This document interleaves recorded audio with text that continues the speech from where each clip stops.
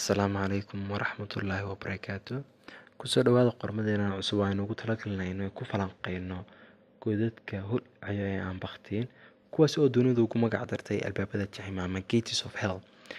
Goobtan ayaa waxay ku taalaa dalka Turkmenistan oo ah jamhuuriyaddii ka go'ay Ruushka, waxaana ku yaala godad ololaya oo aan weligood bakhtiin oo loogu daalay bakhtintooda, waxaana loo yaqaan albaabada jahima ama Gates of Hell. cidna ma garanayso albaabka godkan iyo sababta keentay in had iyo jeer ololkan uu kasoo baxo oo aanu bakhtiyin.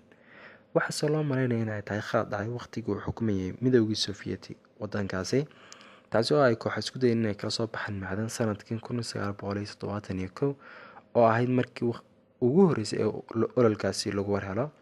waxaana la sheegay in sababtu ay ahayd markii kooxo baadhayay macdanta ay fureen godkan oo ay kasoo baxday ur aad u xumi, kadibna ay isku dayeen inay ku bakhtiyaan urtaasi kuna baabiyaan dab markaasi oo ay ku shideen.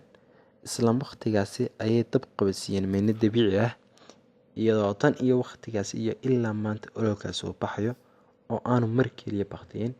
waana arrimaha mucjiso noqday ee lagu daalay waqti xaadirkan dunida, kuwaas oo dunida weli ka jira oo loo maara waayey.